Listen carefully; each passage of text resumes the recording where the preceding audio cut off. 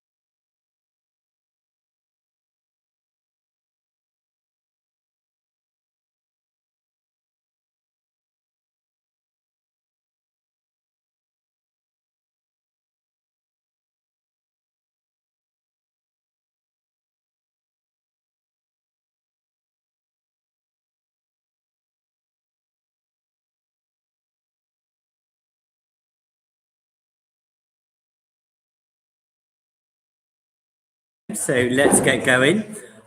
So item 1 on the agenda is questions and comments from the public and councillors. And we've got, I think, 3 questions or statements. And the first is Alison Potter.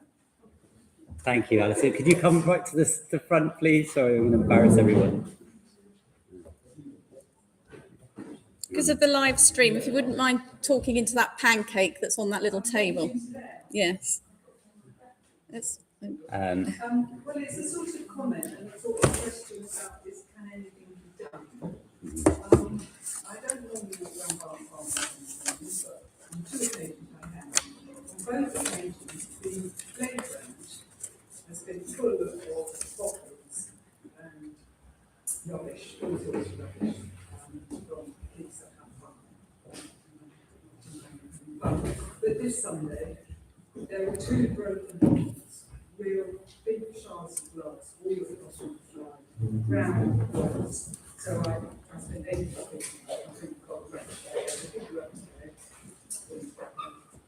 and 2 lots of broken glass, and right at the bottom of the slides, and some child could get rid of it.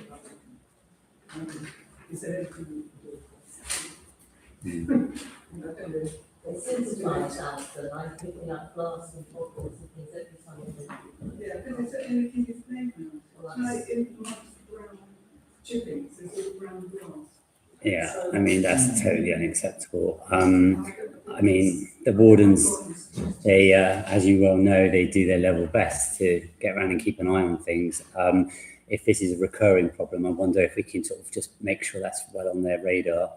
But yeah, it's very concerning. And maybe we could let the community police know, because it must happen after hours. Yeah. Presumably it's not toddlers. I mean, mostly it's sort of plastic bottles, Coke bottles and stuff, but it was just this something that was very complex. Yeah. Lots of Perhaps another thing that we could do is do a sort of social media post or something on Snippets, just to kindly ask any residents going down there to make sure that they remove that and alert them to the fact that, you know, broken glass down there is obviously a huge, well, safety risk as well as very unpleasant. So yeah. Isn't it also about sort of working with youth workers?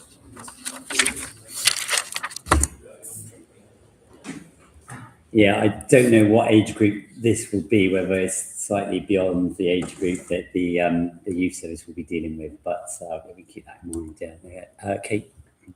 I think it's often maybe the litter is more of an issue at this time of year, as you've got both of the exam groups at St Lawrence, all schools will have been released with into the freedom of the summer. So I think often it's more of an issue, and not that it's going to help this time, but I wonder if some proactive outreach ahead of the end of exams next year, working with some of the local schools where we can say, if you're enjoying our areas, please can you make sure, you know, you clear up your litter and avoid taking glass. They're made aware of it. I mean, I don't know who it is. I've got some angels, but then it might not be kids. And it might could be be older yes, that come later. but it could well be kids that have now left St Lawrence, so now it's no point getting in contact with them. But maybe that's something we could do proactively next year. Yeah, fair idea. Thank you. Okay, thanks very much for letting us know, Alison. Thank you. And second Here's Joyce. Joyce. This is what I was going to suggest. Following on from Alison, the Westbury Garden bus shelter was a mess on Monday morning, and food everywhere. You couldn't sit in there, so I think you should be checked after the weekend if possible. You can. What I was going to say was, can you hear me, everybody? Yes. Because sometimes we can't. I've always wondered why Rathron-Avon does not have a town brass band. Now, has it ever been thought of? There was supposed to be some of you here play a brass instrument, and we also need something in Westbury Gardens too, don't we? A bandstand. Do any of you play an instrument? It's not actually a requirement to be a councillor.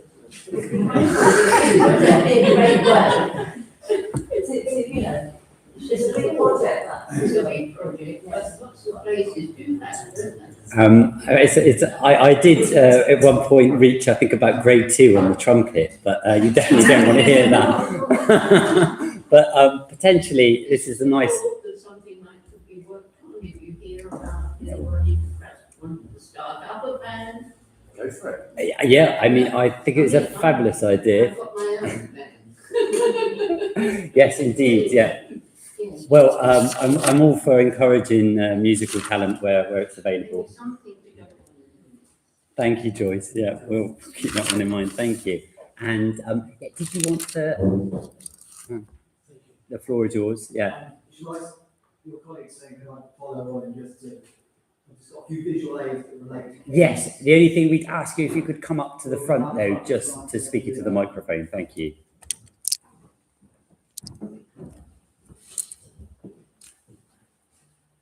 I'd like to speak to the town council tonight in objection to the planning application PL 2026-02943 entitled. You can't hear. I can't hear, like, if anyone else. Yes, stand 180 degrees here and then forward. Is that better? Is that better? Yes. We'll just have to see how that goes. I'd like to speak in objection to the planning application entitled Land of Trowbridge Road, Bradford on Avon, PL number PL 2026-02943. My name is Ken McCall and I'm a member of the West Wilts group of the campaign to protect rural Eden, who campaigned against the threatened coalescence of London and Brighton in the 1930s and helped to originate the Green Belt policy. The government has brought in a general policy to fill without realising this would completely undermine the purpose of creating urban sprawl and coalescence when the Green Belt is as narrow as that between Bradford and Trowbridge. It is the absolute minimum size to provide a realistic separation, and if this proposal goes ahead, we will, for practical purposes, be the suburb of Trowbridge. Traffic in Bradford is currently in a complete state of gridlock. 1,000 extra vehicle movements per day from this proposal will only exacerbate this congestion problem. There should be a moratorium on volume house building until it has been resolved, and I hope that the town council will stick to the recommendations of the local plan that we should only use infill sites and not do anything to make the traffic worse. It makes no sense to build a green belt when the local housing provider is keeping homes empty in the town centre and selling them off for Airbnb or second homes. It's wishful thinking to believe that 80% market value homes are going to solve the housing crisis, or that development could be good quality local vernacular. Waterton Park will take their slice of the financial uplift, which could otherwise be intended for the new developers who will try and build it as cheaply as possible, as we've already seen in Trowbridge. This area is the last remnant of the great open field of Avonfield, and as such is an important part of the town's history and setting. The exception is the field with a sailing club, which has never been cultivated and is remote and fragile wetland. Ecology will be severely impacted by the encroachment of housing into the greenbelt or the intensification of leisure use proposed. There is no settlement under the whole of the northern field proposed for housing development, while the prehistoric site there is 15,000 years old, i.e. twice as old as anything found in Bradford to date, and could have major heritage and tourism benefits for the town. Finally, it is of national importance and needs to be thoroughly investigated and understood before even outline permission is granted. Thank you, Chairman. Thank you very much. I'm just going to pass things round. I've spoken to 3 or 4 of you already, but one of your colleagues must come talk to us all 4 things, so here we are. First, Johnson Grant, that's the oldest map of Bradford Maiden that we have from about 1750s, with all the possessions of the youth, King Jack of Bristol around the origin of the manor. And I just marked on the extent of even field, this open field, which was these kind of share out the land. They kind of, one person would have one bit 1 year and somebody else would have it another year, so they all got a fair share. And just showing you this in open field and so forth. And that's the ploughed area, which is the end that's left that's on the plough, which is what I've been investigating over the years. So you can pass that around.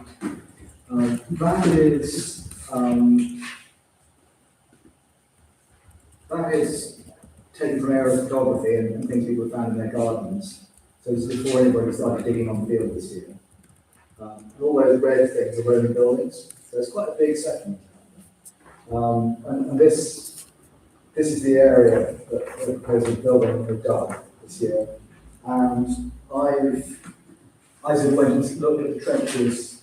So this one will come with a back to back. So I've been out there and looked at the trenches, and 3/4 of the features that found in the trenches correlate with what I found on the geography. So there's definitely Roman township underneath the big field between Beehive and the river. I didn't know what's going on in Beehive because that's not how maybe stuff in there as well. There's certainly stuff in the next field along the achieved. And that's a piece of Roman tile which I picked up when we passed out land, which when we were about the golf course, that's right on the boundary of the golf course of that field. And you've got and all of these spots on the plan, they're all different Roman building materials are noted in the ground. And then what I wasn't really expecting out there was, we know there are flints out there, and flints don't occur in Bradford Maiden, but they've always been rather scrappy and didn't know what they were. But this year, this particular trench here, they dug through it, and there's a line that comes up with the other trenches where the bedrock changes from the limestone cornbrash to the glacial silty clay. And in the clay was this stone, among others. And this is what's known to archaeologists as a parrot beak grave. It's got a little sticky out like a parrot beak. And also nose graves that I found, like a couple of dozen of them. And this kind of definitely dates it to the last period of the Ice Age. And so we're looking at something about 15,000 BC, which is 13,000 BC, 15,000 years ago, which is twice as old as anything we found Bradford today. So it's really interesting. And it's also the sort of thing that gets overlooked by the commercial archaeology outputs like Cotswold and digging. So I'm quite concerned that it's done properly, whatever happens in the site, but I think it's really important. And the way the archaeology system works is Wadders going to send a secret report to the County Archaeology Service and they advise planning officers, but nobody else is supposed to know what's going on.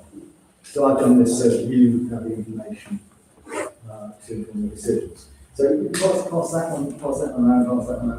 And it's got a sort of what I've noticed on these things, and scientific archaeology centers are like this sort of thing, but to me it's interesting, is that they seem to have chosen bits of stone that's not in, and then made their kind of sticky out peak or nose to align with the spot, so it's like a little face, so you get it in profile. So that's the eye and that's the peak.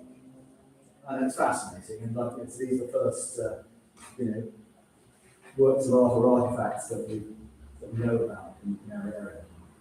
That one can go around the other way. So that's just showing where the tools occur on the field. Well, thank you very much. And to what extent does your survey correspond to what they? Well, as I say, all I can do is go down there after they've had their tea and shoot it away. Because, people look at times it's about to take photographs when they do stuff like trade a couple of years back. And I looked in, I know enough about archaeology to look in the trenches and say, well, that's a wall, that's a ditch, or, and just sketch it on by hand, and then see whether that correlates with what I found on the aerial photography, and it does. Okay, and as far as the flints go, other archaeologists, they don't learn anything about what happened before 4000 BC. So 15,000 BC, that's like natural history, or we'll chuck it away, it's not of interest. But actually, these are modern human beings preying on cavemen in the end of the Ice Age, making things with faces on. I mean, it's just mind-blowing, fascinating. And I sent the information off to the Inspector of Monuments Service of England for our area, and we'll hear back eventually. And I'll say my best business put a letter together for the National Archaeological Museum in Paris, because they know much more about the Ice Age, because of all the cave art and everything in France. There's also one more question. Do you think, a lot more work needs to be done in order to, by building on it, to prejudice any chance of understanding Yeah, because when, how it works is it is of national importance. And so to do these sites known, most of the payment is something about this from caves. And find actual, it's like 100 tools there or something that I just found in a couple of these studies. So it's really quite an important site. And what I was saying to you earlier on is that the only other place that that is known to have tools of this age is up at Montconfine, and that's where probably they were kind of having kind of shelters on the rock faces, like Brown's Folly, and there probably were rock faces of a similar sort of thing, along Bridge Street, Green Mills, that area, just enough to, like, for a small settlement of 30 men. Thanks very much. Thank you. George, did you have a question? Yeah, Martin, have you found your way to scrutinise the archaeological assessment? I haven't got hold of the thing yet. I mean, it's kind of a discussion. The county wouldn't. It's only the desk-based assessment, so it's not what has been found this spring by digging. It's just what was known already, and most of that I'm fairly in favour. A lot of it will be just going. It's just kind of going around the houses. But there may be some geophysical survey which I would have a look at. I'll go down to the library if the man is going to print some stuff. The print's working now. But planning can't. It's a great library. I'll be honest with you, and I'll let you know. Thank you very much, Thank you. Martin. Thank you. Jeremy, do you have a question? Can you come up to the front, please? Well, it's more of a statement, really. Okay. If you have development in Bradford, would it be possible at all to transfer the Bradford Town Football Club onto the site where the football ground is supposed to be a beehive field, and then redevelop the site of the now old Bradford Football Club? Thank you. Thank you, Jeremy. I could only say that anything is possible, but that's not really what we're in the scope of what we can discuss tonight. So But it gives you development and a new football field and, yeah, It's not really what it's completely not about this money then. It's that the football field, the centre of football, is completely separate, and that is completely out with our ownership or influence, I think. Oh, Yeah. isn't that- Yeah, It's I'm quite just- hard for me to see it, actually. Right. I Sorry think about that. what I did by the lights, or your halo. Unlikely. Thank you. Yeah. It's been discussed before, but it's not. Thank you, Jeremy. Okay, so that's the end of the questions and comments, as far as I can see. So, item 2, any apologies, please? No, we don't. No apologies. Great. Any declarations of interest from councillors, please? No? Excellent. 4 is the approval of the minutes from the last meeting on the 12th of May. Any comments, anything to flag from those minutes? Are we all happy with those? In that case, I'd like to propose them. Could I have a seconder, please? Andy, thank you. All in favour of accepting the minutes? Lovely, Thank thanks. you. Excellent. Do I need to sign those? We'll do that at the end, I'll that's do that at fine. the end. Perfect. Any matters arising? No. Excellent. Good. And then we are also noting the minutes of the following meeting. So that's community and wellbeing on the 19th of May, resources on the 3rd of June, and sustainable development and travel on the 16th of June, 2026. We're not approving them, we're just noting them, yeah? Yes, that's right. Brilliant. Okay, that's noted then. Thank you very much. Chair's update.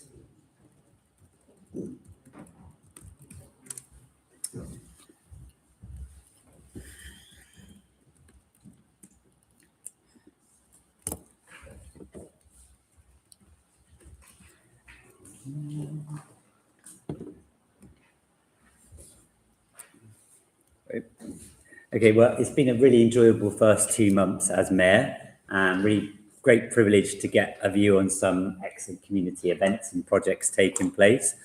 On the 25th of May, I attended the annual duck race event, which had been delayed a few times, but was a great success in every regard other than the river flow, unfortunately. So I'm sorry that many of our floating little ducks didn't go quite as far as we hoped they did, and we had to move the finish line. But we are delighted that we were able to raise a healthy sum to go towards supporting future town council events and ensure these remain free of charge to the public. The following weekend, it was a huge pleasure to open, volunteer and enjoy the BO Live Music Festival, which ran Friday to Sunday and transformed our town with real music and moments that lots of us could share together with friends and family. Venues across the town. I'd like to express my great thanks to the whole team of volunteers, town council officers, fellow town councillors, everybody who worked to make the event a success, and of course the organisers who put hours and hours of work in ahead of the weekend to ensure it all went well. We had, I believe, I wasn't present, but a useful wash-up meeting, some good things to take forward and hopefully make next year's event even better. But real pleasure to have this event in the town, and considering that it's only been going about 4 years, I think it's great that this is something our town is now becoming well known across the area for. On the 11th of June, I took part in a video call with Mayor Mahmoud of Chibas, a city in the West Bank, with which Bradford-on-Avon has a friendship agreement, and joined by Bradford-on-Avon Friends of Palestine. Chibas has faced many challenges on top of the ones it already had since the start of the war in October 2023. The mayor explained recent problems arising from a new illegal settlement near the town, particularly in terms of water abstraction, among others. The IDF has also taken further control of the region around Chibas, restricting what people and their democratic representatives can do. Nevertheless, the mayor was very positive, talking about community projects that they were working on, including a new children's playground. And I left the short call really struck by their commitment to build a better future for their children, despite the very adverse circumstances that they were living in. On Saturday, the 14th of June, I opened the Kennet and Avon Canal Trust 75th anniversary celebrations. It was really fascinating to hear the whole story of the Kennet and Avon Canal Trust, which basically completed what can only be described as a phenomenal achievement from community volunteers and campaigners, bringing back the canal from a silted, polluted, completely dried out in places ditch to this wonderful blue-green corridor that we all enjoy today. And I thank them very much for their hospitality and a wonderful boat ride along to the marina and back, joined by children and their families who had taken part in the canal picture competition. So very well done to them. I'm also pleased to report that Deputy Mayor Councillor Kevin Elliott attended the 50th anniversary of Dorothy House's opening, attended by Her Royal Highness the Princess Anne, the Princess Royal. I was sorry not to be there, but Kevin represented the town superbly, and I believe it was a very enjoyable afternoon. Brilliant. So that's all from my chair's update. Thank you. And then so onwards to item 8, which is the proposed development on the Beehive Field land of Trowbridge Road and the item is for us as a town council to form a response to this application. And just to remind members and the public that the town council is a statutory consultee, but is not a decision maker here. So just want to make that very, very clear.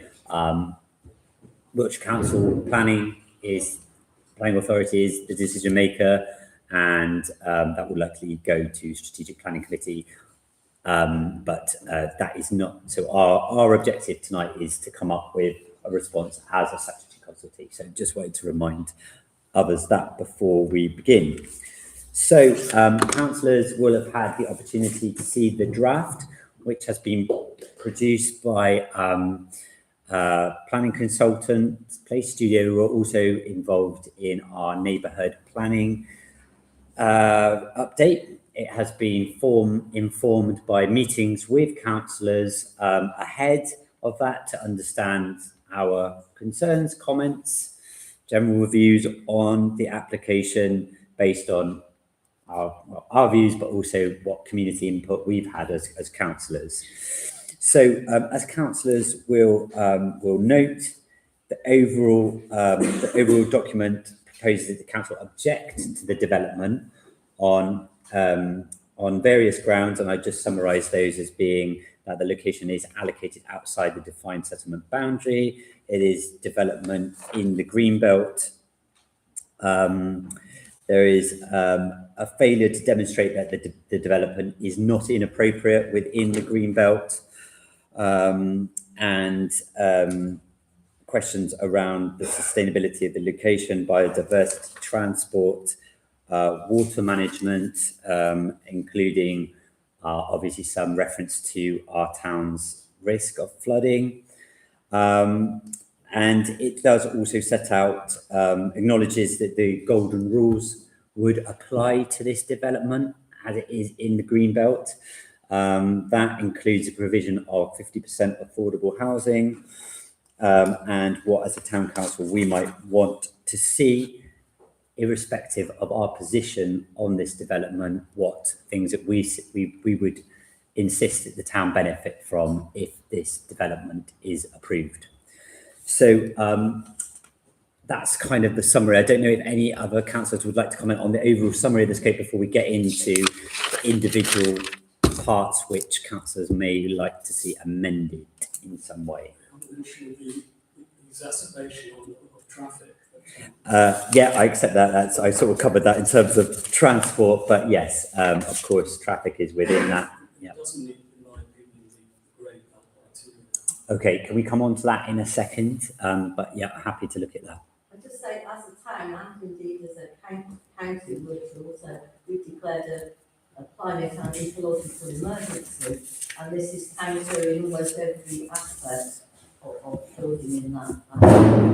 And I think it lays out in the report quite clearly, I think, why it fails in the grey belt, I feel. And so I'm trying to point out, they're trying to claim that it's grey belt. I'm sorry, this is really distracting for me. Yeah, sorry, there's not much we can do about it, Alex. There is a sort of, you know, mark. Oh, well done. Well done, I didn't. Who would have thought it? Fantastic joke. Thank you so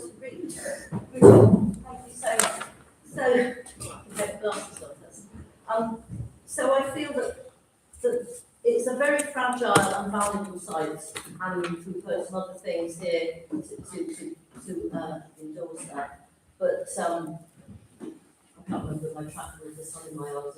Sorry. So if I remember the other thing I was going to say, but the ecological and climate emergency is particularly relevant. Oh, I think it's the fact that one of the things that the Greenbelt was set up for is to encourage everybody to use those real brown, maybe even black sites that are, you know, in the middle of Trowbridge instead of building on their green space as well. So I think this is just, you know, it's easy picking for developers making, so I don't see it needed to be.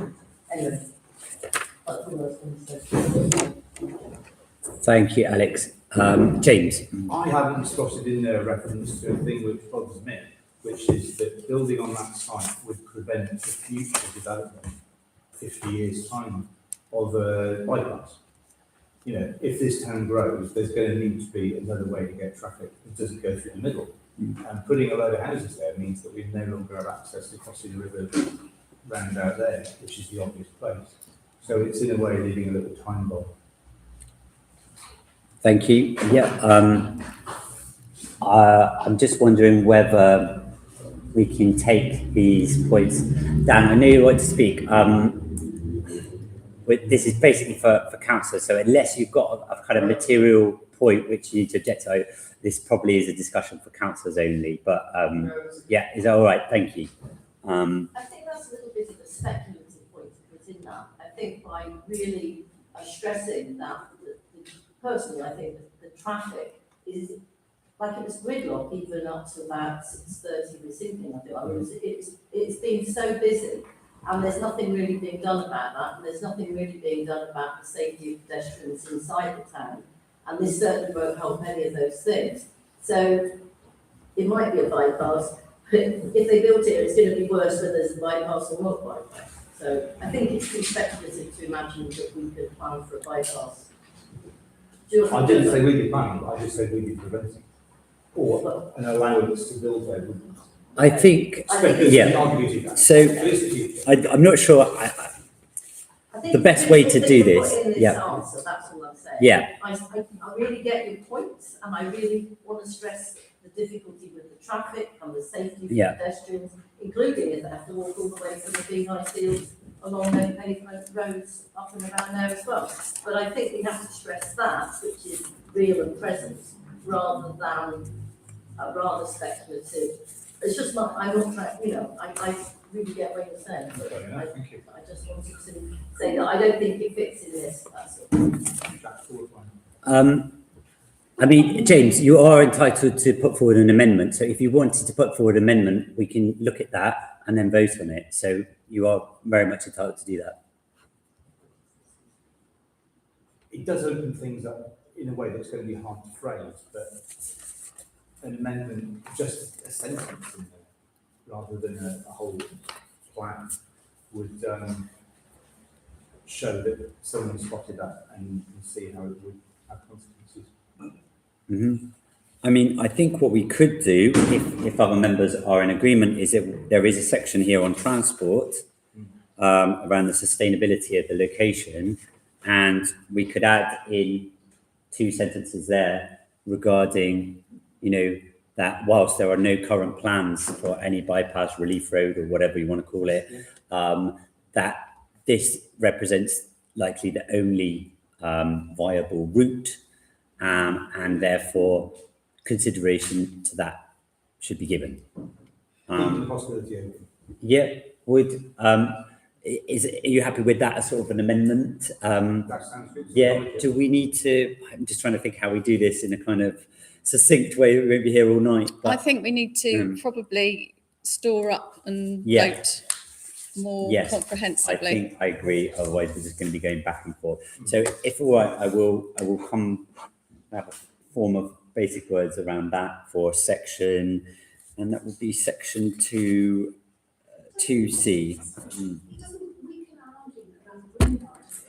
But if I would really rather does, how can you, if you have a green belt and you put a bypass, which is between a very narrow Trowbridge and, I mean, I just don't see how it's compatible with having a green belt. So if you say, we'd rather have a bypass, that's not what we're being offered. We've been offered those houses that we don't think are suitable in that green belt site. So I don't see that our way forward should be thinking, I mean, I'm sorry, I just feel it's a problem for me. If you can say ecological emergency, you're not planning to have 1 million more cars on the road, I hope. Okay, I'll just go to George and then come back to you, Katie. Yeah. Okay, so first of all, I just wanted to say, you know, I think we've all found this really frustrating. It's basically kind of the perfect storm of having no plan, like a Labour government with hell-bent on housing units at any cost. But I think we've been quite well advised by the CPRE, Preservation Trust, by Place Studios. I recently reached out to councillors on the Avon Greenbelt in Baines, Northern Somerset, South Gloucestershire. And more or less all sources are saying that we need to be laser focused on the Greenbelt here, that everything else is more or less peripheral, and that our objection to it should be unambiguous and clear. So, you know, all of these points are very good thinking, but if we're going to submit an incredibly long, tedious document, I think it may dilute the strength of our argument, which I actually think is pretty strong already. So I will probably abstain on that amendment. Thank you, George. Katie, and I'll come to you. Yeah, I was simply going to say that fundamentally the only arguments that carry any sway, as I understand it, are arguments that are very precisely related to planning, to planning points that have to be considered and addressed when they're determining the planning application. So I think probably that would go beyond that because it's a sort of speculative thing with regards to the future. So I take James's point that whilst there's not a proposal at the moment, there could be a time in the future where it might be possible to build a bypass without all the housing that we've always assumed would have to go with a bypass. But in the current situation, where it's likely that that would involve lots of housing, I've not seen it as a sensible way forward, but also I don't think it's an objection that particularly carry weight anyway, as far as I understand it. Thank you, Katie. Andy? First thing to say is a delegated planning council, and we've been responding to planning applications for almost a year now, over a year. My position is I've always taken a hard line on development of green zones. You can look at all the responses I've made or recommended to you. They've always been along, we don't want a sprawling development, we don't want to join towns, we don't want to affect the historic town. So I've taken that to, from my point of view, this approach, this letter, this report that's being produced is consistent with that approach. So I think my general view about the letter, the report is it's good, it covers key things that I've raised and been concerned about. However, I've delved in a bit more into a lot more detail in terms of the biodiversity. I talked to the biodiversity team in Wiltshire Council recently, and it's quite obvious, although it may not be the most fundamental point, that there are certainly some fundamental flaws with the survey work that's being carried out and the assumptions that have been made. The first thing to say is the assumption that it's not that the development is not in proximity to any significant international site. That's simply not true. If you look at the statistics, first of all, I think you've got three core roosting sites for different types of species of bat. If you take Greater Horseshoe, for example, and Britwood roost, that's well within the 4 kilometre area. And then if you look at the Iford Manor, which has got horseshoe breeding, it's a Greater Horseshoe breeding site, that's also within 4 kilometres. You've got, and when you're talking about lesser horseshoes, which go a lot, don't fly that far. You're looking at Belcombe Court, for example. That's well within the 2 kilometre distance that they would fly to. So that's the first point I wanted to make. There's quite a lot of stuff here, so I won't go into too much detail. But the surveys that were carried out were looking mostly at hedgerows going along the river corridor. They weren't looking at open grassland movements of foraging, and so that could be an issue in terms of the actual data they collected. The other thing is about Barbastell bats as well. They like dark areas. We're talking about lighting in substantial, 240 housing, whatever it is, an infrastructure. That's where they would normally have foraged could have a significant impact on that species. So the other things that I found that I think are flawed, the breeding bird survey that was carried out just went from May to June. I mean, the key, some key times, it's March, should be March to June, not just May to June. You know, particularly things like ground nesting birds, like skylarks.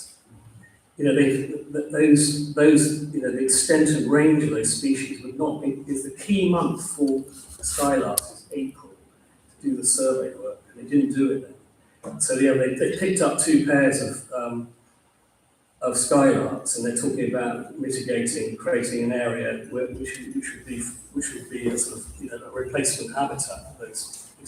So basically, they nest on the ground. So where they're building, you're losing habitat basically, and they're talking about replacing the habitat. Of course, you know, whether you can actually create a habitat which is suitable and won't be disturbed to actually maintain that population of breeding skylarks. There's also the presence of water vole and beaver. There's a beaver lodge there along the river. So, you know, I don't know what the exact impact is. I haven't gone into the detail, but it's you know, it's still a material consideration.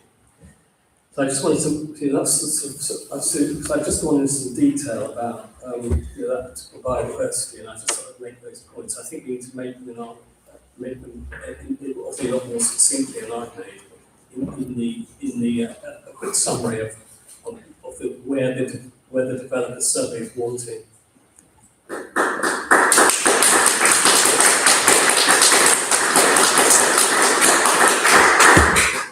Thanks, Andy.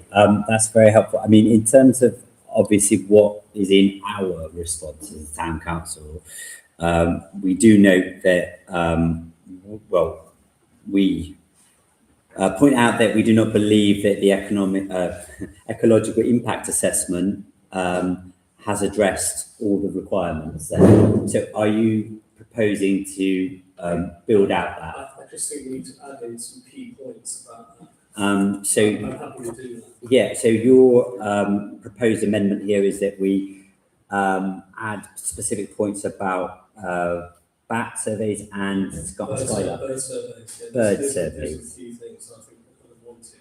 So that we want to see more detail on bird surveys, and we believe that they'll be particularly Is it worth impacted. noting that proximity to important sites as well? Yeah, the proximity to the port, you know, they're Yeah. claiming in their screening opinion that there are no nationally or internationally important sites within proximity to the development. It's just not true. So If you look at the way Natural England, by the way, would be involved in this, they'll look at their appropriate assessment.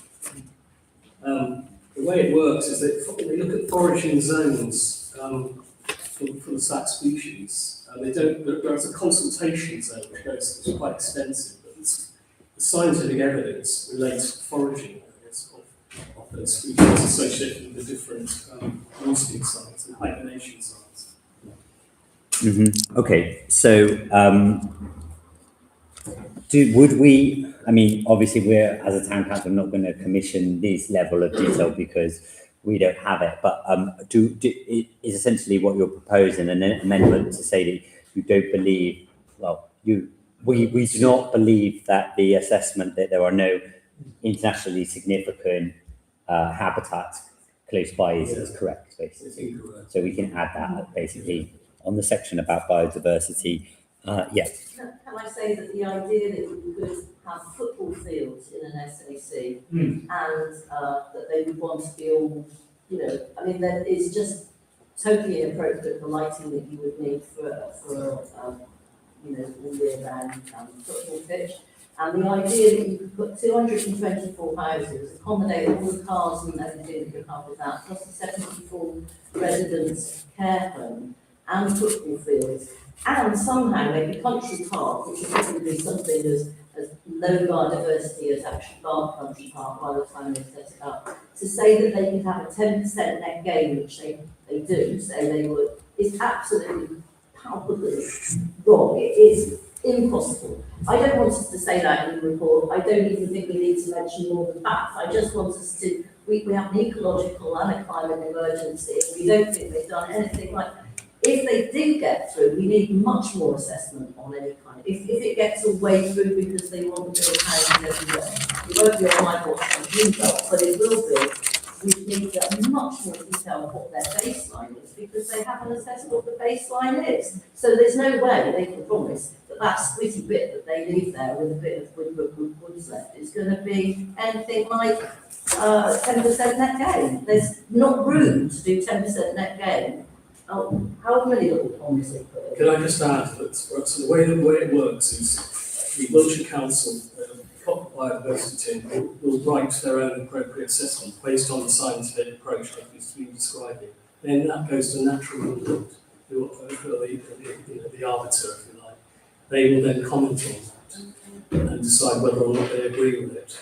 And that will then form a material consideration for the local planning authority to decide whether, because obviously it could be a showstopper. You know, if it's an adverse effect on integrity of the SAC, that is, unless they can mitigate for that's a showstopper. Yeah, okay. I mean, that's really helpful information. In terms of what we have in our response, if Wiltshire Council, the economic, the biodiversity team is going to do that ecological impact assessment on that, is that something which Wiltshire Council will do? Yes. Will follow all those processes. So as a town council, we kind of just leave them to it. We have assurances that we get on with that. Covered it by, we think it's inadequate. Yeah. More work.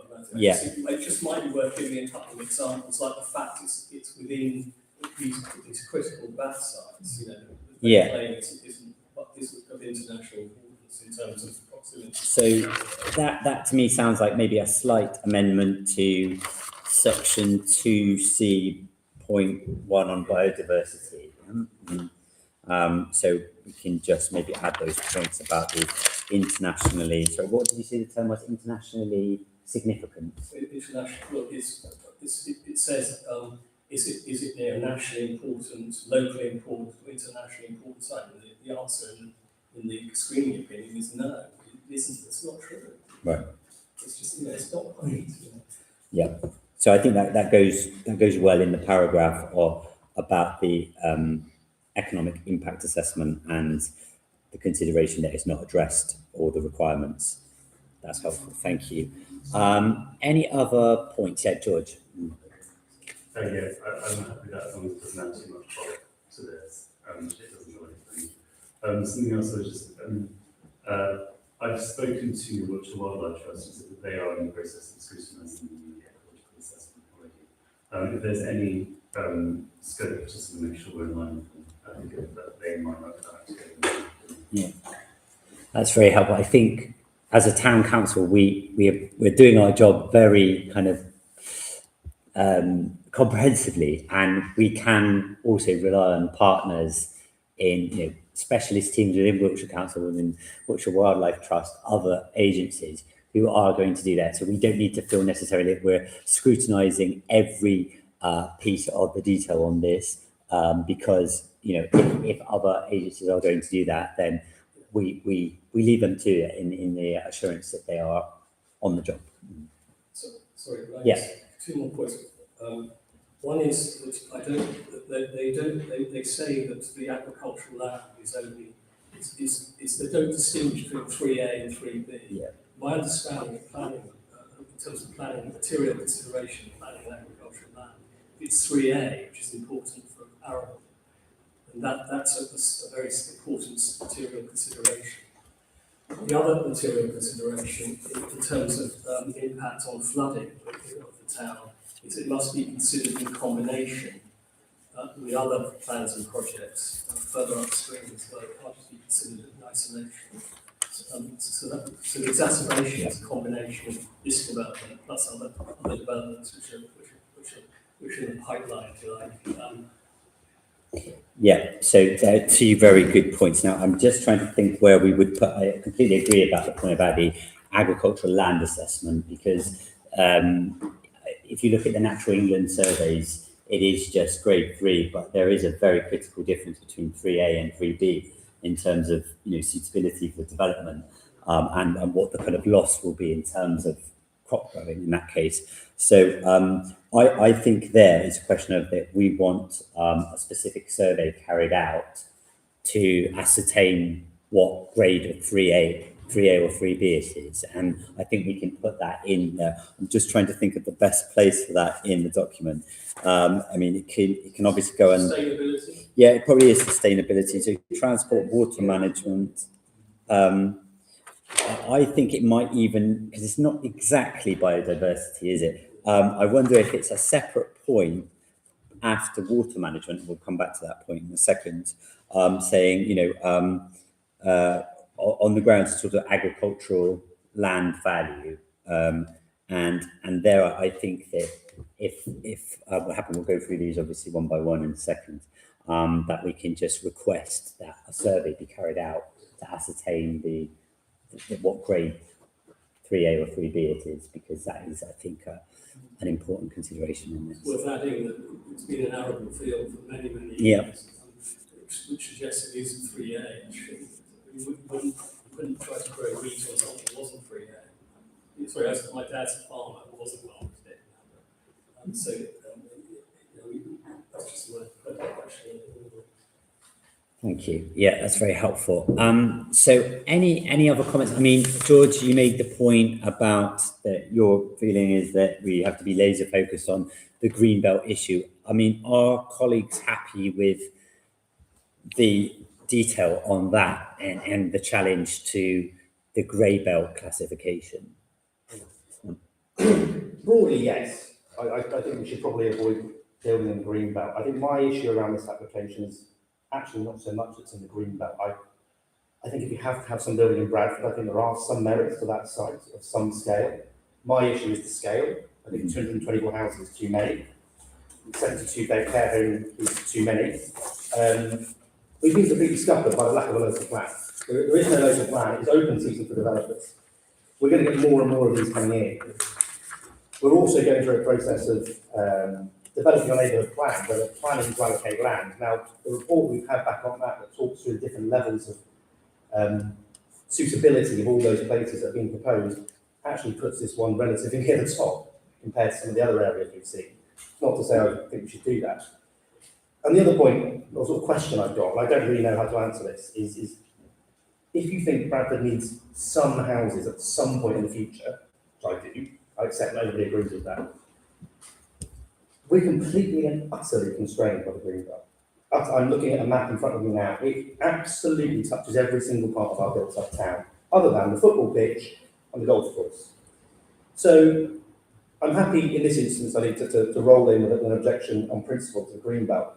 My question would be, and I don't have an answer, is where does this leave us when another one rolls in, another one rolls in, another one rolls in? And we're all going to be in the green belt. We can keep objecting, that's fine, and that's a legitimate position, and we can keep doing that. I just have concerns that we'll keep saying no, and eventually we're going to get something that's horrific, that we really don't like. Now, I don't like the scale of this, and I think we should object to this outline planning application. But I think we have to be realistic, and I take George's point about being laser focused on the green belt and the objection. I think that's a good thing to do, but I don't think we should turn away from the fact that if this progresses, we need to make sure that as a town council, as a community of residents, we've got a really clear idea of what we would want out of this. What sort of housing would we want if it's approved? What services do we want to see improved? Is that a health centre? Is that more sports facilities? I'm not entirely convinced by all these walking and cycle routes they've put in there. I think they need far more fleshing out. So I'm happy to back the objection on the principle of building in the green belt. I think that's probably the right thing to do at this scale. But I'm just sort of throwing those things out there and thinking further forward, because we have no local plan and it's going to keep happening. I think you're right, Jack. I'd just like to say that what you see on those pictures of what they say is not really what's on offer. It's that the outline planning will give you a minimum number of houses probably, and it won't give you a football field. That's just drawing on a map. I think it's too early. And the other things that they promise aren't even probably included in what they build. They want, you know, I- libraries or whatever they're called. I agree. So it is really difficult, and I think we will find other places. We have to build, in Northampton, there's big places that get rebuilt. We just have to, and there's some greenbelt that might be more rare than others, so we just have to, but we have got an ability to negotiate with it. They give it outline planning, you get in Belway or whoever we've had nearby beforehand. You don't necessarily get even vaguely what they promise. I'm not saying we have to negotiate with these, I appreciate they're just the land bankers, but what I'm just making sure that's what I'm raising now is that when the developers do, if it gets planned, that we're sort of ready with our shopping list as a community, as a town council, and say, right, these are the things we want. It's a bargaining process then, isn't it? Well, we'll see. We'll see. Okay, thanks. Well, I just feel the only, you know, I was through when we had the what do we call it, time code, when that was built, and it got outline planning, and there was no budging them on anything. Once they have outline planning, they built what they built.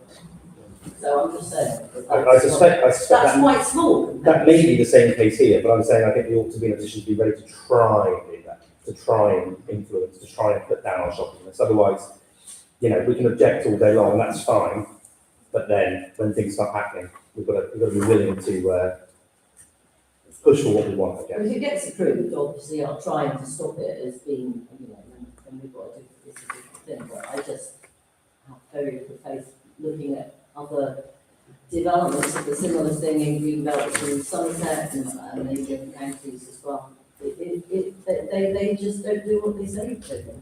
The track record of it is appalling, and we don't have any, there's no enforcement of what they say. So it's you know, they literally, in all the counties, all across England, and if they get planning on this, that's the end of Greenbelt altogether. I mean, I mean, not all of it, but it's suddenly, it's a court case, actually case study, that says you can build on the most perfect green belt that's got all the things and doesn't have any grey belt. So that's why I think we have to still focus on the green belt aspect. Thank you. I'll go to George, Ben, and then to Andy. Yeah. Jack, I mean, I think I can offer you some sort of assurance in that. And we're in a really peculiar situation with planning where we have a central government that is, on one hand, you know, is very happy to be big state and top down and give us housing targets and overrule us when we make decisions. But also, it doesn't come in and change the planning process. What it does is it gives us targets and then leaves us exposed to, you know, a rapacious planning market and developers, in which case, you know, either empower us to say no to you or to say no to developers. Currently, we can do neither. One of our only defences in this scenario, and this is a consensus amongst the CPR and even Clark and even a Hydro project, who's of a very different mind, is that we ought to object to this stuff in principle until we have proper defences through the neighbourhood and local plans, and then we can talk about what we actually want. Until then, I'm not letting anyone in the door, not on my watch, anyway. But you know, that's a conversation to have in a couple of years. Thank you, George. Ben. Yeah, just a small point, but also kind of looking at the green belt around Bradford, the thinnest strip of that ribbon happens to be where this application is, and that point about not converging in Trowbridge, I think, is combined with the green belt point in general quite important to our objection. I think it's probably more likely than not that we will see development on green belt at some point in the future around Bradford, but I think this is probably at the bottom of the list actually in terms of level. Do you feel, Ben, just to come back to you, the point that's currently in there about coalescence, is that sufficiently well made? Or, I mean, do you think, yeah, is that okay? But yeah, you're absolutely right. Thank you. Andy. Just two things. I can't remember what's in the report, talks about the doctor's surgery capacity. So that's going to be compounded by the fact that it's a good thing with the fire station staying there, but if they hadn't stayed there, there would be potential for the doctor's surgery to expand into that very large training area. And that's being shut off now. So the chance of expanding the doctor's surgery is pretty limited. It's already at capacity anyway, so that's my first point. Second point is that the other developments will come in, but we need to marshal the arguments on this development as strong as we possibly can to show how other developments will compound those issues that we're talking about. We need to take a hard stand on this, on all the issues that we're passionate about, and then defend it again when another development comes in, because surely the inspector and the local authority will see that it's compounding already a load of issues we've got. And we have to treat each one what comes forward. We can't say we loads and loads of them, and this one might be the best. Well, this one isn't looking good to me, so that's the only one we're talking about. So I think, I understand why you say that, Jack, but I think we have to do that. Maybe, Kevin. One Place Studios, who were the consultants who came in, they talk about parameters, and it's a case of actually tying up the developers into what they promise. And I think that's really important to actually pursue and to actually implement those parameters that have been promised if a development, no matter where it is, goes ahead. These parameters must be adhered to, and we must tie them up to get what we want from the development, as in football pitches or whatever. So adhere to the parameters. Yeah, thank you. Isn't there scope in that report? Yes, I think. It doesn't prejudice our case. No, so I suggest that what we do now, if anyone's got any more comments, is set up the sort of part one of it, which is essentially our objection. But as we discussed and as we heard from Place Studio, we are able to still talk about parameters, shopping lists, if you like, those things that we feel absolutely essential, and we can do that without prejudice. So what we're doing is not saying, oh, actually, if you give us all that stuff, we're happy. We're just saying that our objection remains. However, if this is going to happen, we're adamant that our town should see measures that will lessen the impact, essentially, for our community. Yeah, Kika. If we're making a decision about whether we're not the objecting principle at this stage, at which stage do we say, okay, conditional? If it's, sorry, what I'm wondering is, when do we get a decision from Wiltshire Council? And is that the point that we start saying, these are our parameters? So my understanding is that, I mean, we don't know obviously how long the whole process will take, but we won't get another opportunity to sort of comment on the application. What we should absolutely have is a channel through Wiltshire Council to ensure everything that we've discussed is heard and goes into potential conditions. But we won't have another sort of back and forth with them. So that's why now it is our opportunity, again, just to be very clear, but without prejudice, to get those things on the table and ensure that they go through. We will have further discussions potentially with Wiltshire Council on that, but this is sort of our kind of statutory opportunity for all of that.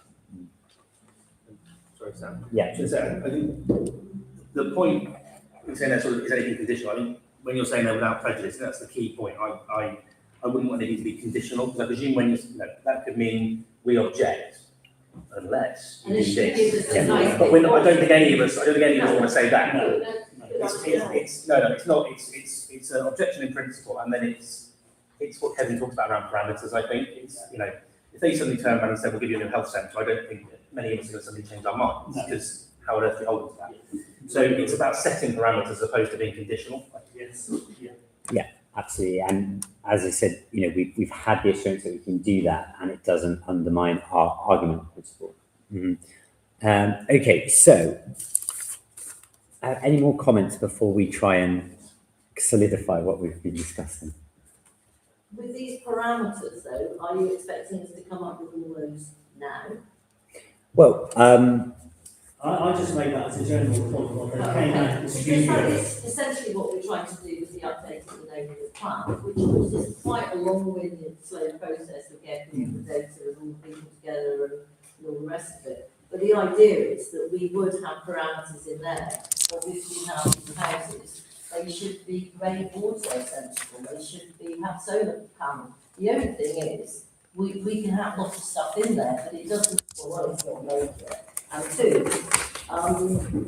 if it's a higher standard, I think, in NPPF or government, then it doesn't happen, or they say, yes, we'll do that, and then they don't. So we have a lot of parameters, but if you look, sit around and come up with them now. No, I'm not saying that, I'm just, at all. But no, I think it's a really good question, because we can absolutely set out some points. What I suggest that we do now is tackle the part one, which is the objection in principle and any amendments there, and then let's come back to parameters. Can I just mention that the way it works in terms of implementing what the developers are promising is done through reserve matters process. So that's what the local authority will be looking at to make sure that the FPP document that proposes X, Y, and Z on the development. And so all the things we're talking about will then go into that. We'd be part of that process, I suspect. Yes, we would definitely be part of that process. Yeah. So yeah, the reserve matter is obviously very important because it is our opportunity to ensure that the impact is mitigated, and let's on part one. So what I've got so far is potentially on part 2C on transport matters to ensure something like the provision of a bypass or relief road. James, do you want to kind of continue that? Do you want to put that forward as an amendment? If it is seen as diluting the Greenbelt argument, then I guess it can wait. No, I mean, anybody else got any further points on that? Right, so we won't proceed with that one, although it's an important point. Yeah, George. So, James, I just want to give some reassurance. Even if those arguments don't make their way into it, you are able to comment on the application right up until the end as an individual. Thank you very much. Okay, so we haven't got that. Now, just going through it, and I apologise if I've missed anything while I've been furiously trying to write it down. So we're happy in principle with everything on in part 1.2 on development in the green belt and the failure to demonstrate that development is not inappropriate in the green belt, which obviously some colleagues are saying that's the most important point. No amendments there. No, just to be clear. Okay. Now on the sustainable location, so that's within 2.2. So I think what we are potentially talking about, Andy, is adding a clause saying we disagree with the assessment that there is no impact on international, national, or local. It's not to say it's not in proximity to yeah. those key sites. So the wording then, we disagree. Do you want the actual names of these sites? Yeah, if you've got them, yeah. Well, we've got Grickwood, we might have to help with this process. Grickwood is a roost, as I understand it, that's a hibernation site. Is that right? No, it's hibernation. And then you've got, that's the Greater Horseshoe. Then at Iford Manor, you've got. So sorry, Andy. Could I think for this, could we just be like, we disagree? So rather than going to those details, which will be brought out, I think, later and in the Wiltshire Council report, are we okay to can't we just basically a sentence saying something like, we disagree with the assessment? It's not. It's within proximity to the key to the roosting and hibernating sites. The key bat species associated with special area conservation. That's a fact. So yeah, just to be clear, there is. So there is mention twice about the SAC.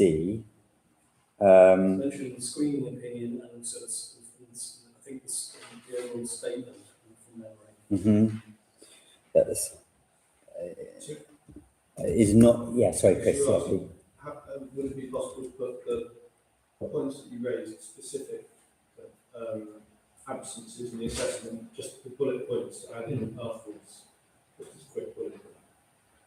Is it okay to add that in afterwards today? Yeah, providing I think all councillors can see this, because it should be something that we all approve. I mean, you've got over them already, but just to Yeah. put that in as bullet points. As councillors, are we happy with that approach to this one, just because it's quite technically complex? I don't think we need to say the species, but about the population. So the last sentence. I think if you start putting in species, Just put it in general terms I just described. Yeah, so what we're talking about here is that the disagreement with the assessment of the site is not in proximity to those internationally, locally significant sites, and we're okay to hone the precise wording subsequently with help from the Green Spaces Officer. Is that okay, everybody? Right. So that's our first amendment. Let's go on to the second one. I've got no, bear with me. I'll try and do this in order. Right. So we are still in section 2, and under the water management, we have one about cumulative impact. Is that right? Yeah? So cumulative impact of this development along with others. So in terms of what we've got so far, the site is largely outside the current this so we have a strong concern that a development of the proposed scale on this site will further exacerbate the instances and impact of flooding within the town. There is lack of evidence to demonstrate that this will be avoided. But it's a requirement of the NPPF. Yes. To look at the impact of flood risk elsewhere outside. Yes. That's a legal requirement. Okay. So, and are you happy with something like we seek assurances that in line with legal requirements, The NPPF. in line with the NPPF, I guess cumulative impact. Development needs to demonstrate that they're not adding to the flood risk outside the development site, downstream developments. Nice. Did we, in that paragraph, Sam, where it says, sorry, I'll let you finish. Yeah. That the development does not add to impact. Flooding risk downstream from the site, yeah. Yeah, go for it, Jack. Just for the sake of brevity, it currently reads, the Town Council shared a concern objection expressed to the Drainage Authority's consultation response and expressing a strong concern that development of proposed scale on the site will further exacerbate instances and impacts of flooding within the town centre, contrary to blah, blah, blah, NPF. Could you not just put in impacts of flooding in the town centre and elsewhere and downstream and exacerbate, and then you've covered everything. Yeah. Thank you. Just a couple of words. That's very helpful. Yeah. Okay, downstream from the site. So after that section on, where are we? Water management, I would suggest another bullet point along the lines of agricultural land value or something like that. Yep. The wording is the MV, which is the best and most versatile land. Best and most versatile land. Thank you very much. So that in relation to food production. Yeah. So that the town council requests a survey be carried out on the crop field. Yeah, AOV. Yeah. On the crop field to discern or ascertain whatever the correct grade 3A or 3B of this land. Yeah. Yep. Everybody happy with that? Okay, we will vote on these properly. I just want to try and get the word in before we go through those. Okay, so Let me just see. The archaeology, isn't that another sustainability issue? So the archaeology is a really obviously key one for this. At the moment, I can't see anything on archaeology in this unless I'm missing it. So they didn't have the expertise to make They didn't have the expertise. They came to put a report together. They came out the work that she was doing, didn't they, when they talked to us in the church? Yeah, they've dug those They dug some inspection holes. pits or whatever. Yeah, so it has been done by the applicant, and Wiltshire Council should be scrutinising that. But I don't think there's a comment from We say we think there's, that we haven't had sight of, but we believe from the verbal report that it's inadequate, it doesn't reflect the richness of the archaeology of the site. CPRE is saying, sorry. I think No, he's gone now. already gone, yeah. CPRE are saying that they've come up with additional information. Yeah, I'm just wondering what we say as a town council there, because we haven't seen Wiltshire Council's response to that, so we can't very much. What would you say to take into account third party? So I'm literally looking at that. Kind of Yeah, thanks, There are Jack. two documents on there. So one done by Cotswold Archaeology, which is a historic environment desk-based assessment and geophysical survey. I'm scrolling through it and it's just loads of pictures of little ditches. But so they have put something on there that presumably will be scrutinised by planners, but I think Alex's point that we say that we disagree that it's extensive enough and needs further investigation. From local knowledge, we believe that they haven't taken the archaeological richness Okay. into Yeah. consideration. Okay, so. if you want to leaf through the 100 pages, Yeah. it looks very complicated. Okay, so from local knowledge, we disagree that the archaeological surveys have are inadequate. Thank you, Kate. Yeah, I think I might just leave it at that. Yeah. If everyone's happy, we won't get too much into the weeds on it. Okay, so that's fine. Now, on part one, I think that's all the amendments that I have. So we've got one about the site in proximity to national, international, local nature points, which we will confirm with the green space officer. An amendment to the water management point to say and elsewhere and downstream from the site. An additional point in that section to talk about agricultural land and the best and most versatile land. Asking the applicant to carry out a survey on that. And point 4, that from local knowledge, we disagree that the archaeological surveys are adequate. Any other points on part 1 before we look at part 2? Was that where you wanted to put in about not doing the biodiversity studies at the right time of the year or something? Or is that too I think that's too deep. Okay. Yeah. Okay. Because you did make quite a point. Everybody happy with those 4 amendments? So would anyone like to propose those 4 amendments? Andy, thank you. Could I have a seconder, please? Thank you. Kevin, and all in favour of accepting those How are we 4 all feeling amendments? about that?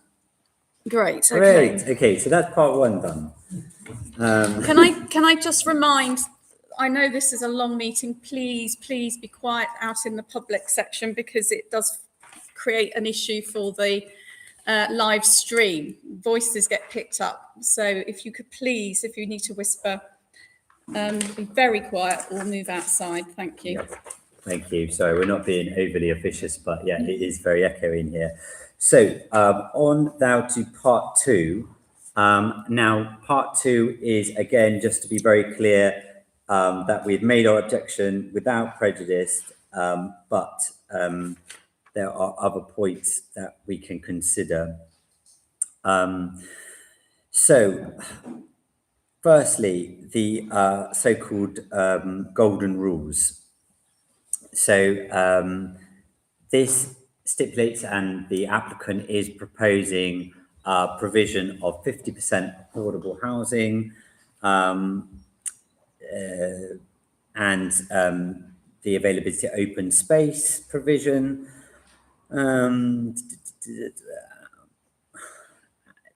So at the bottom of that section, we've got, should it be considered that the proposed principle of development is acceptable, the town council will provide further consideration to community infrastructure provision that the development should reasonably support in the context of meeting those golden rules. And on that section, I do believe, unless I'm making it up, that we have asked for the consideration of a provision above 50%. I'm just trying to see where I can't find that in a minute. Yeah. So, yeah, we are happy with that. That's already in there, I believe. Yeah. Mm-hmm. Yeah, the town council would welcome such a direct response from this applicant to increase the affordable housing proportion above 50%. Thank you. Sorry, Kit, can you just remind me where that is on the section? Mine's Which not section numbered, it is? Unfortunately, 3.2, and then it's the 3.2, housing mix. Yeah. So, yes, thank you very much. Yeah. Very good. Okay. Let's just backtrack then to the master plan and land use parameters. So, this is obviously the purpose of this is very much trying to tie down these as not just nice to haves, but particularly as part of, the matters that cannot be budged on by a subsequent developer that takes his site forward. So anything on that in terms of, we talked about, Jack, I think, Yeah, you have one point? So, so in the third paragraph of Golden Rules, it's got, these essential areas of green infrastructure shown on illustrative plans are both shaped in consultation with users. And it's got in brackets, including potentially the football club. Can we lose that? Do we need that bit in I brackets? think we should lose that, It's a bit because I random. think that if we argue that this is, this is Greenbelt, this is SAC, actually, this doesn't look like a good site for an all year round. To be fair, they're not proposing all year round football pitch. It is just sports fields that would be used So without I can see floodlights. recreational areas, but I think we should not specify, because I think quite often, I mean, that was my assumption, they were wanting to do a super, whatever. I think that They're was- not doing anything, they're No. just putting a little square on the map. No, and to be fair, that I think that's linked to historical conversations where Which it's is- talked about swapping, which is Totally not in off. this, no. So it's really just about a need for provision for sports fields for the football team, especially I for don't the think we youth. should. But no, I agree, but I just want to be clear. Recreational areas, I think. So it's got, sorry, at the moment it's got Yeah. a shaped in consultation with users, brackets, potentially football club. I was wondering if we lose the brackets and put a shaped in consultation with users and the town council. And that they are freely, Yeah. made freely available Yeah. to the And that public. might well be football. Because the football club can then come and talk to us. It might be golf, And it other might be all things, kinds yeah. of things, but it isn't necessarily football. And it also opens up to the point which I think I made before at other meetings, which is if that sort of green site does go ahead and it all goes ahead vaguely, I'd really push hard for town council ownership of that land to try and use it as a bulwark. So using the bit in the brackets. Town Yeah, council. so that would be, removing the brackets and including the town council instead. Yep. Okay.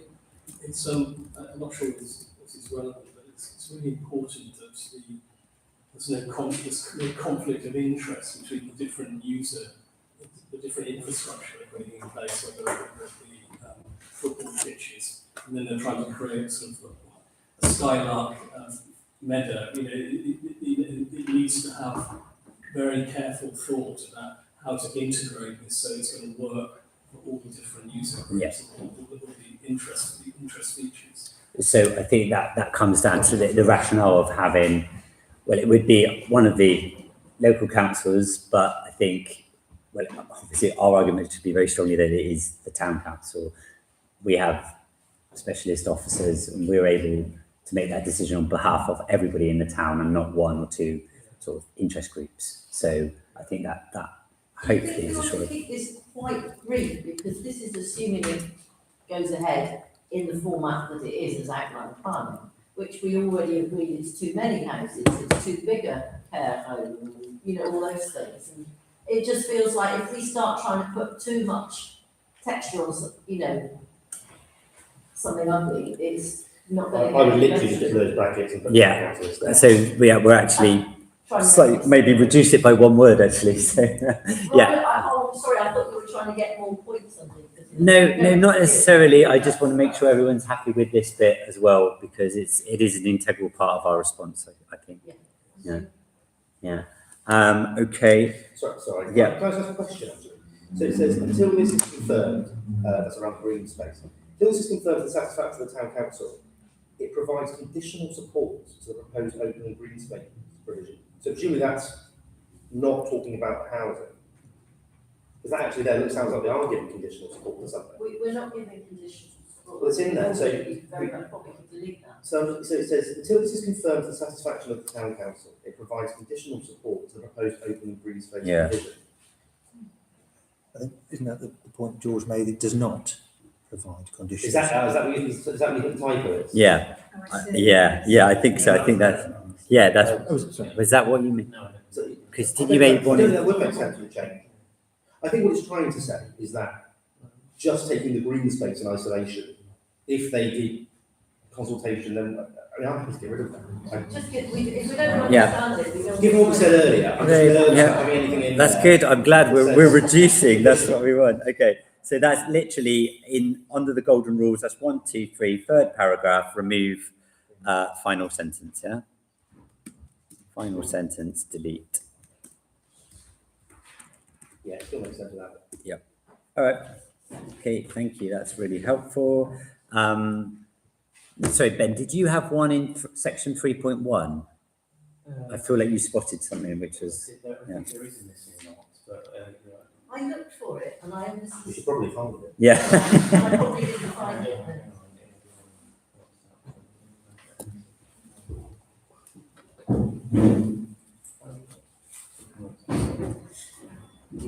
But are we able to vote on this, but still have sight of it before it goes out? Yeah, So we can absolutely. see the Yeah, I will. redrafted version Yes. and then- It feels like it's going well and everybody's starting to agree, or at least form a fairly good consensus. Yes. Yeah. Final draft, but yeah. But yeah, no, I agree. Subject to a final draft, yeah. No. You could write that into the motion. Oh, it's part 1. Sorry. Too late, though, isn't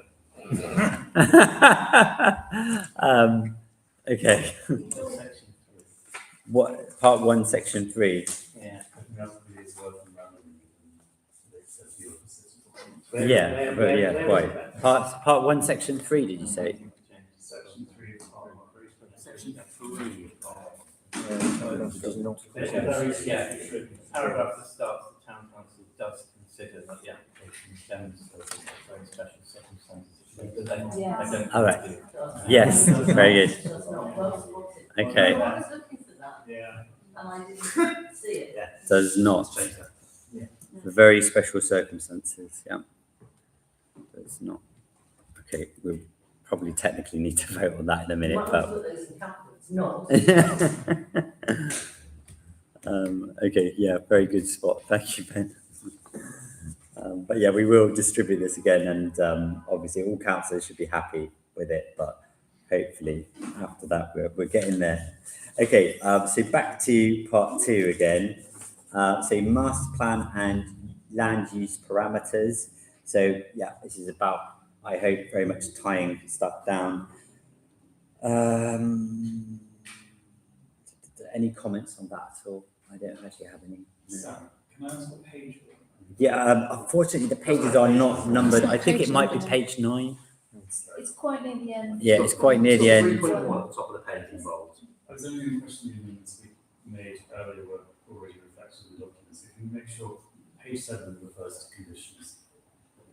That sentence, yeah, about the green space. Yeah. Scrub it. Just check. Yeah, that's been gone. That's got rid of. Yeah. Okay. So we've got the thing about the housing mix. I mean, my only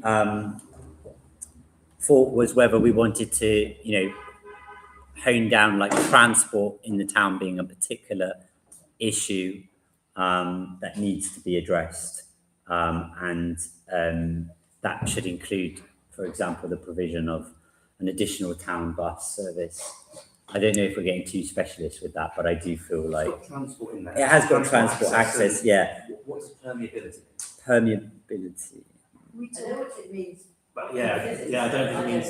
I think it's ease of movement from one place to another, I presume. Like that, yeah. So, I mean, it's a question of whether we're happy with these as broad principles or whether we feel like we need to Can I drill down sorry, in detail. I'm being really. Can we delete the word permeability and none of us know what it means? Yep. It's a bit silly. Well, it's no worth us knowing what it means. What's like easy? Particular planning term of art. It might be. I presume it means like how things go. Yeah. So it means people accessing the site as well as people coming off the site. So, dense network, sure. Yeah. Yeah, so you're talking about travel and transport. Yeah. Right? So obviously the modelling that's been carried out by Atkins, I think, it's based on current data or previous data. This is going to add to the problem, isn't it? This 1,000 cars. Yeah, it will. Don't we need to do more modelling? We're at gridlock by Well, that is. Because they're assuming, Yeah. extra car use. It was quite right, Katie. It assumed a 10% uplift in traffic. I think on that point, I would defer to Wiltshire Council Highways basically on that. But, it's absolutely a point we'll make to them. I'm sorry, I realised I'm not going to forget. Unfortunately, the experience I've had with a lot of highways issues is that convincing Highways Authority that our roads are truly gridlocked is quite a tall order. But yeah, it's a point that we'll make as much as we can. Do we think that the impact that the runoff is likely to have on flooding is one of the things that could be added in there, or is it included in landscape or land use? So we've got on the flooding pit the addition of and elsewhere and downstream from the site in terms of, I guess, overall water volume running off. In terms of this master plan? Yes, hold on. You're trying to get something flood resilient. Something in there, yeah, I see what you mean. Part of our objection, it's part of the improvement. we looked Yeah. at. Yes. So covering water management and flood mitigation, maybe, yeah? I need to show.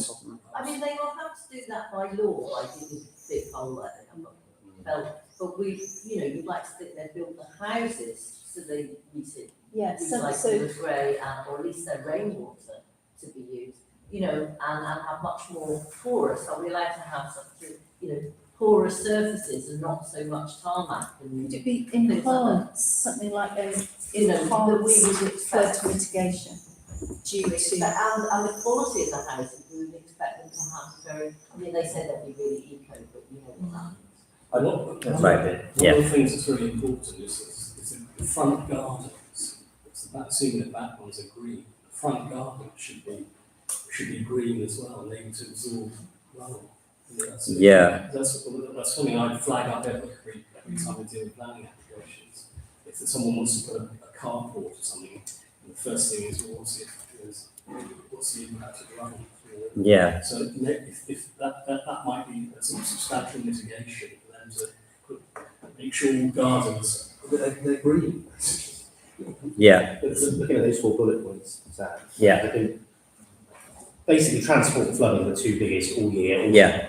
Singing that's in Bradford problems. So maybe a separate one transport, separate one flooding, and then that would be kind of covered, isn't it? Yeah, a separate one on transport.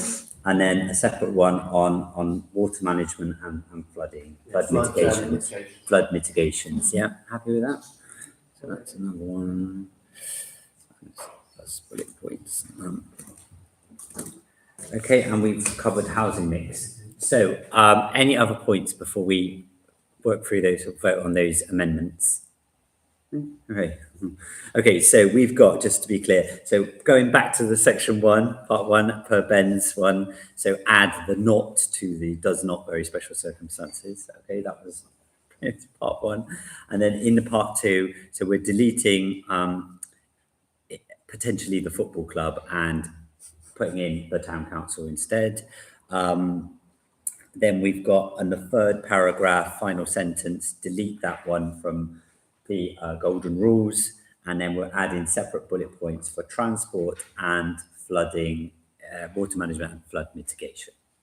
So that's kind of four amendments. Happy with those, everybody? Okay. Could I have a proposer, please, for those? Ben, Ben, a right, seconder. Katie, and all in favour of accepting those amendments? Okay, Great, great. thanks. Thank you very much.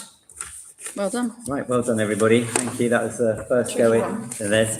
But don't worry, the fun's not quite over yet. So we have got one more item on the agenda, which is the shoulder of mutton allotments, and it's a temporary license for common occupation. Ian, anything else to flag other than the letter? Probably the asset transfer, which would kept the ownership of the shoulder of mutton allotments. And they gave us a 3-year license, which is now run out, so we need to renew it for 3 years. I just need council permission to sign the document. For another 3 For years? another 3 years, yeah. So the golf course might be safe for another 3 years. Yes. So rather. So yes, a rather critical strip of land. Any comments from councillors as we go to the vote, if everyone's happy with that? Okay, so I'd like to propose that extension for 3 years. Kevin, second. All in favour? All up for that. Lovely. Thank you very much. Thank you very much, folks. Excellent. Thank you very much, everybody, for bearing with us. We'll be back here on the 1st of September. Have a lovely. Well, no, not here. No, not here. Don't come here. We won't be here. No, we won't really. Yeah. Really, we won't be here. Right. Brilliant. Thank you, everybody. Close this.